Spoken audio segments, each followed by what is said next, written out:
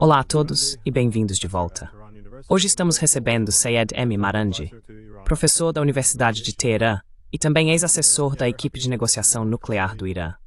Fico muito feliz em tê-lo aqui, porque parece que podemos estar caminhando para outro grande confronto em sua região do mundo. A incapacidade de conter ou destruir o Iêmen parece estar incentivando uma escalada por parte dos americanos e israelenses. Também vemos agora Trump indo às redes sociais e enviando um tweet com um aviso final ao Hamas, no qual eles devem libertar os reféns. Caso contrário, não está claro como Trump responderia. Novamente, não tenho certeza se isso é para enquadrar a guerra como sendo sobre a libertação de reféns ou se é um aviso real. Gostaria de saber o que você acha desses acontecimentos recentes. Você vê a possibilidade de outra grande guerra no Oriente Médio, possivelmente até entre Irã, Israel e Estados Unidos.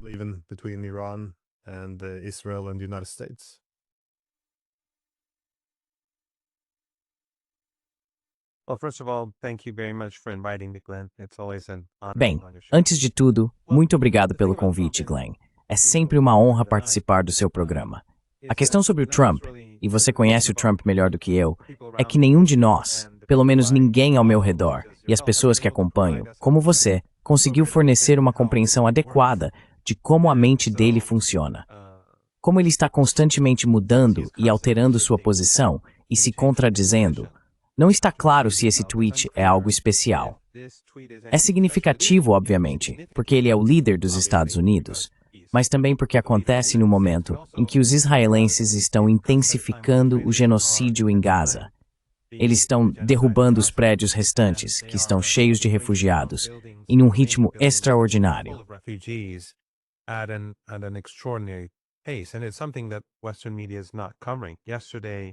E isso é algo que a mídia ocidental não está cobrindo. Ontem e hoje, vimos um grande número de prédios cheios de famílias simplesmente destruídos, para que a fome e a miséria fossem intensificadas. Então o regime está aumentando a pressão. E nesse momento, Trump fez essa publicação, ele colocou essa postagem. Então acho que ele está dando cobertura para eles, mas está fazendo isso em um momento em que o genocídio está sendo intensificado. Mas não sei se isso vai ser um aviso final. Pelo que entendo de pessoas que sabem alguma coisa sobre o que está acontecendo em Gaza, a resistência em Gaza, Hamas, Jihad Islâmica e os grupos menores, está em uma posição forte, e eles têm novas habilidades para construir túneis mais rapidamente, e têm capacidade para continuar essa resistência por muito tempo.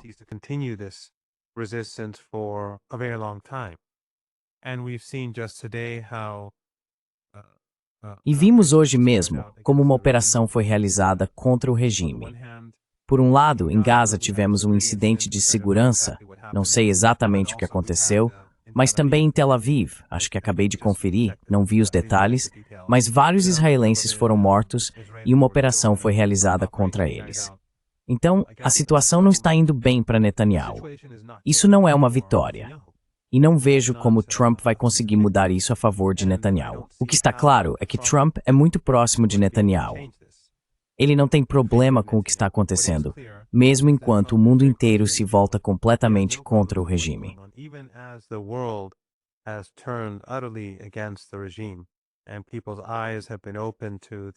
E os olhos das pessoas foram abertos para a realidade da Palestina, para a história da Palestina.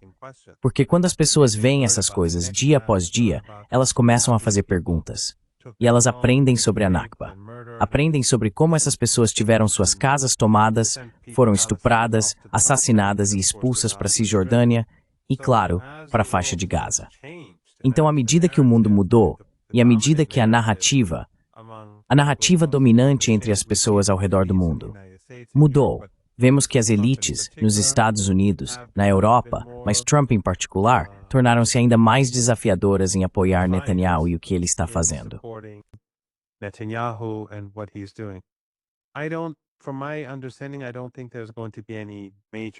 Pelo que entendo, não acho que haverá qualquer mudança significativa no terreno em Gaza, ou seja, uma tentativa de destruir a resistência ou Hamas. Não vejo, pelo menos por enquanto, os Estados Unidos tomando qualquer ação direta em favor de Netanyahu que ainda não tenham tomado. Eles continuarão apoiando esse genocídio. Continuarão financiando o regime israelense e Netanyahu, fornecendo apoio financeiro, militar e político. Mas não consigo ver nada novo acontecendo neste momento. E você sabe, vimos como, por exemplo, com a Rússia, Trump disse que iria acabar com a guerra antes de assumir o cargo. E gradualmente vimos ele se alinhar à visão dominante no Ocidente, a visão das elites no Ocidente.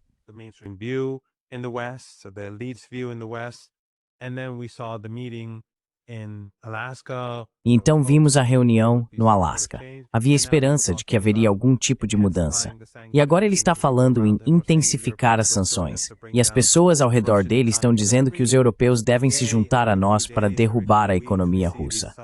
Então, a cada poucos dias, a cada poucas semanas, vemos essas mudanças e reviravoltas repentinas em diferentes questões.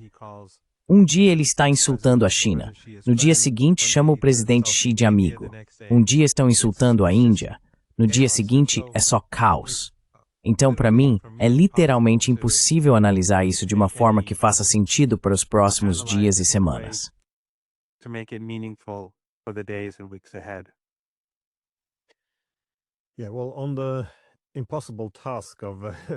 Sim, bem, sobre a tarefa impossível de tentar entender o que o Trump está fazendo, porque às vezes a retórica muda em meia hora.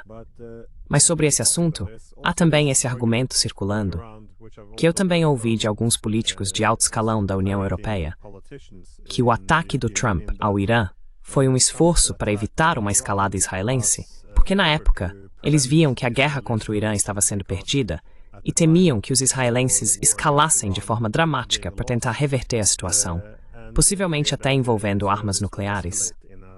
Então o Trump fez esse ataque. Alguns dizem que isso foi em coordenação com, ou enquanto estavam em diálogo com, os iranianos.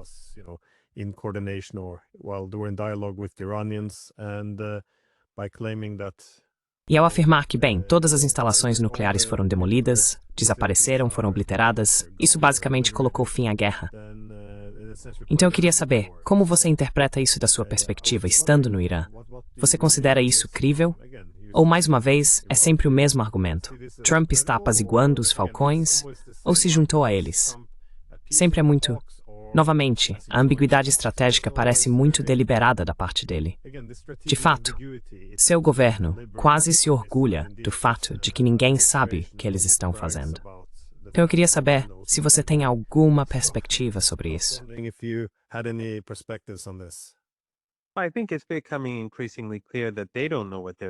Acho que está cada vez mais claro que eles não sabem o que estão fazendo.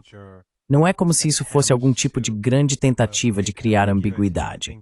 Acho que o Trump realmente não faz ideia do que está fazendo. E acredito que o desempenho dele nos últimos meses mostrou isso. Em relação à guerra comercial, às tarifas, ao tratamento dado à Índia, ao Brasil, à guerra em nossa região, ao genocídio, acho que ficou claro. Quero dizer, por alguns meses poderíamos ter usado ou poderíamos ter aceitado que esse fosse um argumento válido para quem o fez, ou pelo menos não necessariamente válido, mas algo que poderia ser levado a sério. Mas acho que depois de um tempo, ficou cada vez mais claro que não existe uma estratégia real. Em relação à sua pergunta, acho que devo dividi-la em duas partes.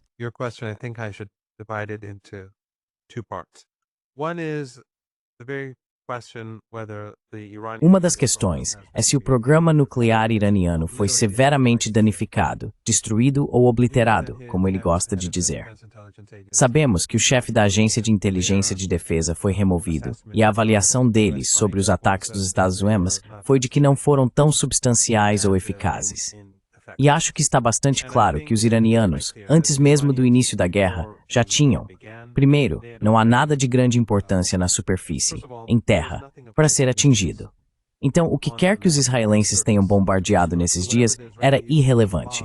Todos os aspectos ou elementos-chave do programa nuclear iraniano estão muito profundamente subterrâneos. Sem ter acesso a informações privilegiadas sobre o programa nuclear, eu diria que eles permanecem intocados.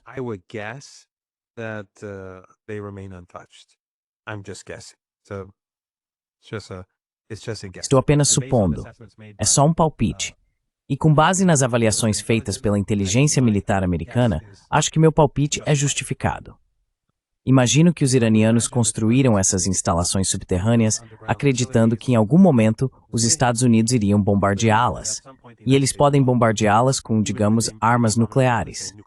Acho que foi assim que eles avançaram ao construir essas instalações subterrâneas. Então, A. Não acredito que tenha havido qualquer dano grave. B. Acho que o chefe da IAEA disse há apenas alguns dias que a capacidade do Irã de produzir centrífugas não foi reduzida. O Irã tem uma base industrial muito forte em geral.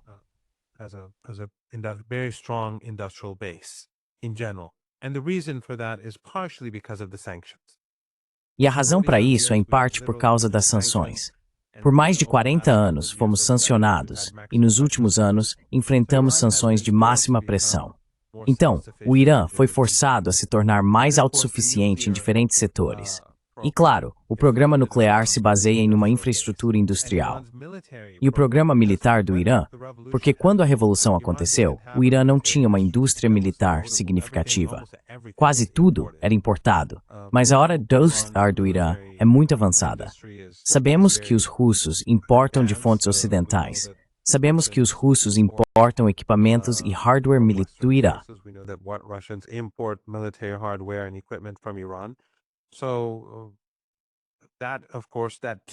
Portanto, isso, é claro, também exige uma base industrial. Então o Irã possui essa base industrial, e o chefe da IAEA admitiu isso. Agora, o Irã não precisa das IR-1, a primeira geração de centrífugas. As centrífugas do Irã hoje são muito mais avançadas, muito menores, e o Irã sabe como enriquecer urânio a níveis muito altos. Portanto, o Irã possui tantos ativos bombardeados. Se aceitarmos a inteligência militar americana, eles estão seguros. O Irã pode produzir novas centrífugas avançadas. E agora que o Irã não está cooperando com a Agência Internacional de Energia Atômica, há muitas coisas que os iranianos podem fazer, e das quais a agência não terá absolutamente nenhum conhecimento.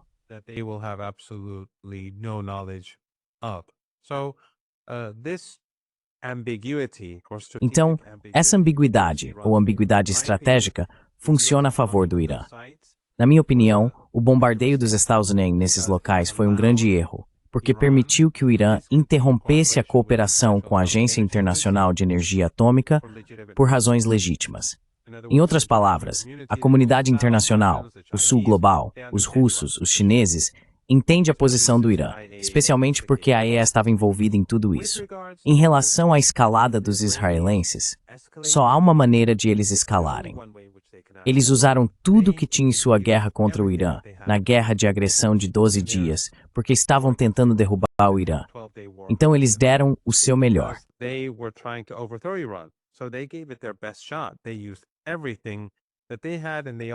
Eles usaram tudo o que tinham e também utilizaram as instalações em toda a região que foram colocadas à sua disposição, no Golfo Pérsico, na Turquia, o espaço aéreo da Jordânia e as capacidades ocidentais. Tudo isso foi mobilizado. A única maneira pela qual o regime israelense poderia escalar o conflito seria, claro, usar armas nucleares. Isso, obviamente, não é algo que eu possa afirmar que vai ou não vai acontecer. Mas se Israel usar armas nucleares, evidentemente o Irã mudará imediatamente sua postura nuclear. O Irã é um país enorme, tem enormes capacidades. Suas capacidades subterrâneas, defensivas e ofensivas são incomparáveis nesta região. E isso teria consequências catastróficas também para o regime israelense. Além disso, o mundo se voltaria contra o regime.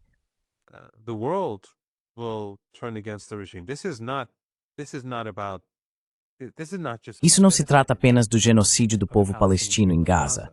Um ataque nuclear teria consequências globais e teria um impacto enorme no bem-estar das pessoas em toda a Ásia, África e partes da Europa. Então acredito que isso levaria ao fim do regime israelense, porque o mundo não toleraria isso. Não é algo que Trump e os líderes europeus poderiam justificar. Eles provavelmente justificariam. Os europeus e americanos, basicamente suas elites, justificam qualquer coisa que os israelenses façam. Se eles massacrarem todos os palestinos, depois todos os libaneses, todos os jordanianos e todos os egípcios, continuarão apoiando. E a BBC, CNN, Fox News, Breitbart, todos, de alguma forma, justificariam e culpariam as vítimas.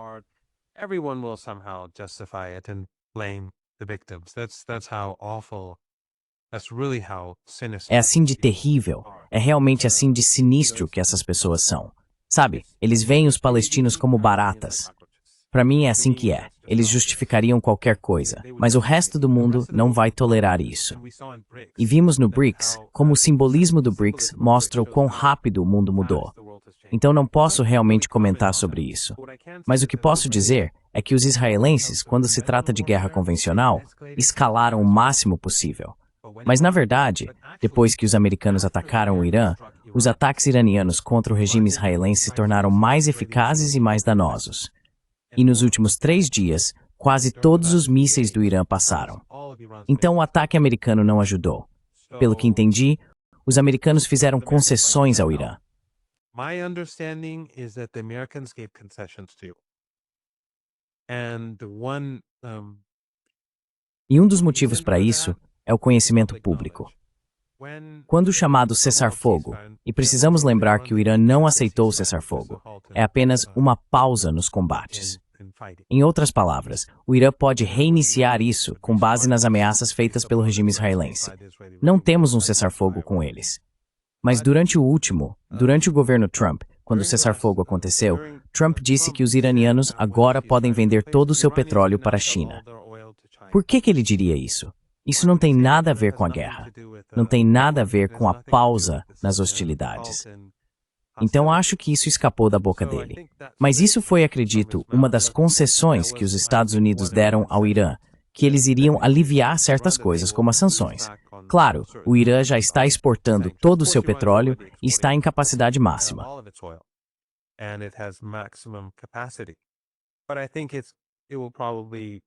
Mas eu acho que provavelmente a intenção era dizer que vamos incomodar menos o Irã de diferentes maneiras.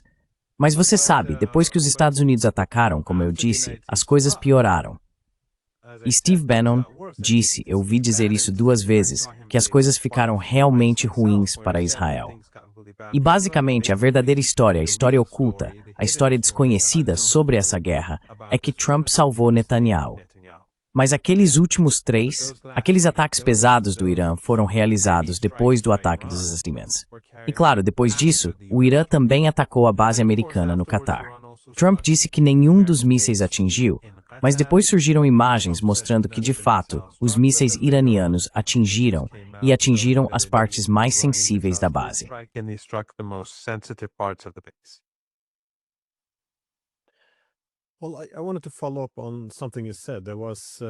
Eu queria retomar algo que você disse. Você mencionou a maior ambiguidade estratégica do Irã em relação ao seu programa nuclear. Bem, você está então se referindo à energia nuclear. Mas depois da guerra, depois que os Estados Unidos e Israel atacaram o Irã, eu conversei com Theodore Postol. Ele é um cientista nuclear. Ele entende tudo sobre essas armas nucleares. No MIT, ele também aconselhou o Pentágono por um tempo. E ele estava argumentando, ao defender que a decisão de atacar o Irã foi um desastre, que o Irã provavelmente desenvolveria ainda mais ambiguidade estratégica em relação ao seu programa nuclear.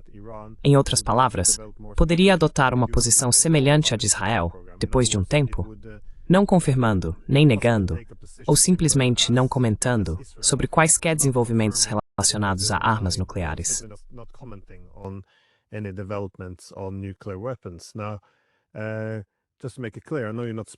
Só para deixar claro, eu sei que você não está falando em nome do governo e que não trabalha mais como assessor da equipe de negociação nuclear, mas quão provável você acha que é o Irã desenvolver ainda mais ambiguidade em relação ao seu programa de armas nucleares? Sim, para elevar seu poder de dissuasão. Quero dizer, o argumento de Ted Postol seria que isso seria racional. Novamente, não desejando que isso aconteça, mas reconhecendo que é muito mais provável que o Irã veja a necessidade de um elemento de dissuasão. Então, ou ele conseguiria armas nucleares ou não. Mas, em qualquer caso, deixaria mais ambiguidade sobre isso para fazer com que outros países pensassem 2 vezes antes de atacá-lo novamente no futuro, especialmente seus reatores nucleares.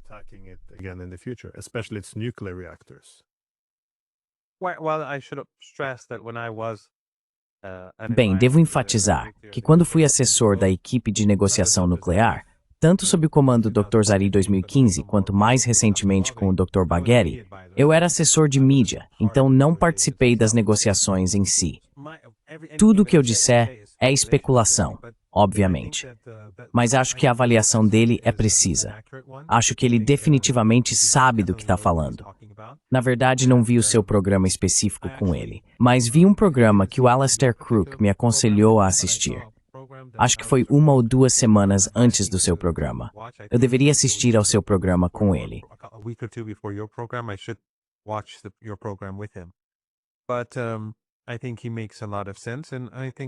Mas eu acho que ele faz muito sentido. E acredito que esse é basicamente o caminho que o Irã provavelmente está seguindo. O Irã não está cooperando com a Agência Internacional de Energia Atômica neste momento.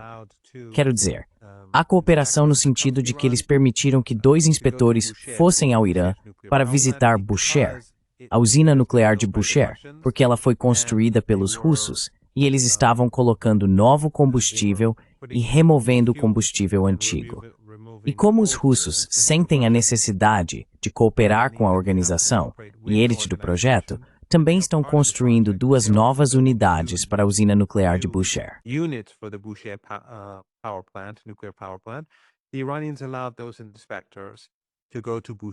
Os iranianos permitiram que esses inspetores fossem a Bushehr, mas eles não foram autorizados a ver nada relacionado aos próprios programas do Irã, como enriquecimento e assim por diante.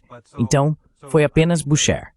Acho que essa ambiguidade existe. Existe a fatwa, e essa fatwa já discutimos anteriormente. Pelo que entendi, há 2 questões principais ligadas a ela. Uma é que se trata de uma questão moral. Durante a guerra com Saddam Hussein, quando o Ocidente forneceu armas químicas a Saddam Hussein, o líder da época, o Ayatollah Khomeini, Imam Khomeini, recusou-se a permitir que o Irã produzisse armas químicas em resposta às armas químicas de Saddam. Ele disse que elas são desumanas.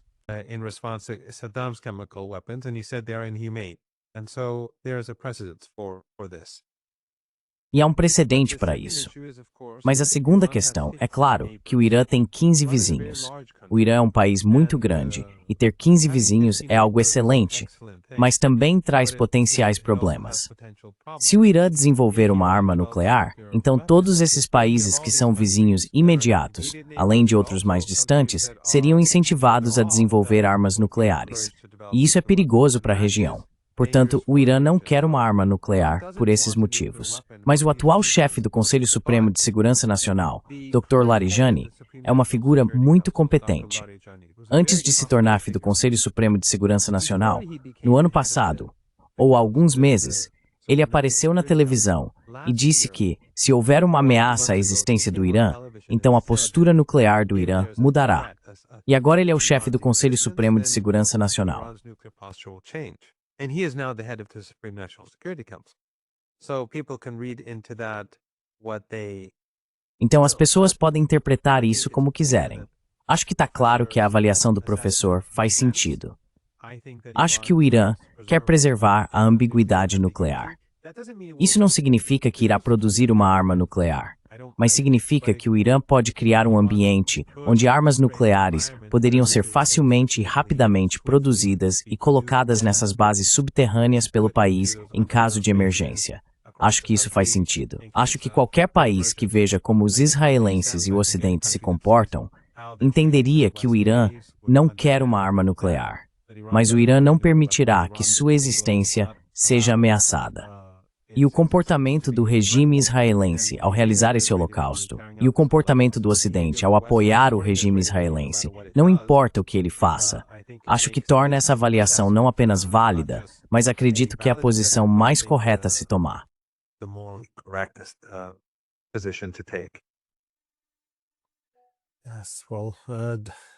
Sim, bem, essa ambiguidade, no entanto, parecia que isso era uma consequência previsível.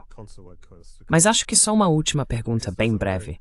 Quão provável você acha que é o início de outra guerra entre israelenses e americanos de um lado e iranianos do outro?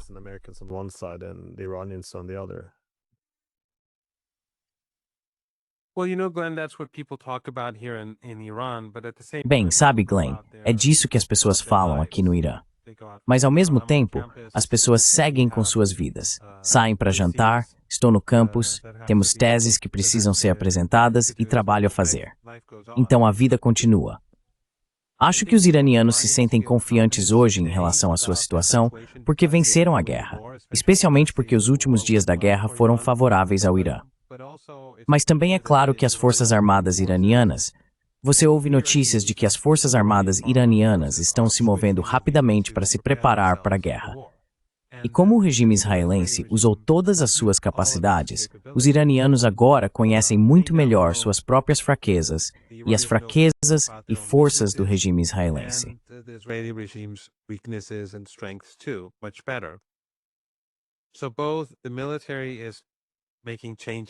Tanto os militares estão fazendo mudanças, quanto estão aprimorando suas capacidades de mísseis, defesa e segurança.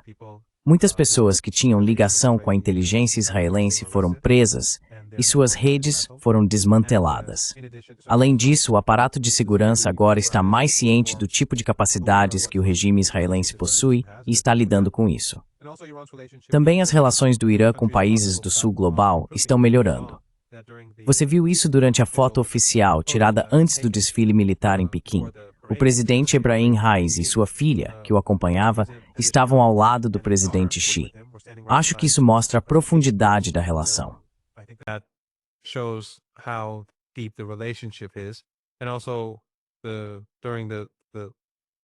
E também, durante a cúpula da Organização de Cooperação de Xangai, o presidente Putin e o presidente Raisi tiveram uma reunião muito longa.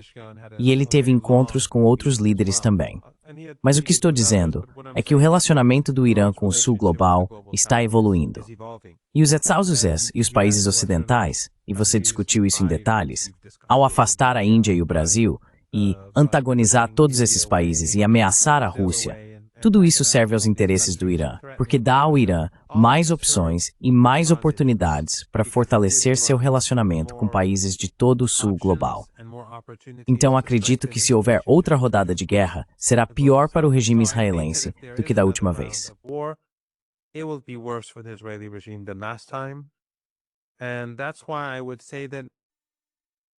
E é por isso que eu diria que se eu fosse israelense, não faria isso.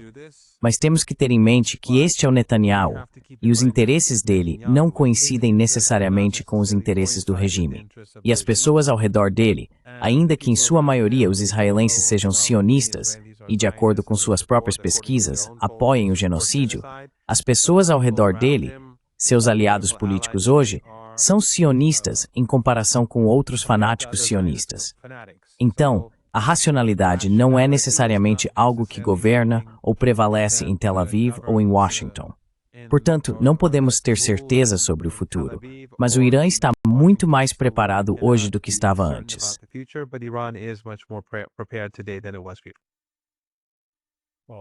Bem, professor Marandi, sei que o senhor é um homem ocupado, então vou deixá-lo ir agora. Mas muito obrigado pelo seu tempo. É sempre um prazer, Glenn. Sempre que você me convidar para o seu programa, eu vou participar. Sempre tenho tempo para você. Obrigado. Obrigado. Thank you.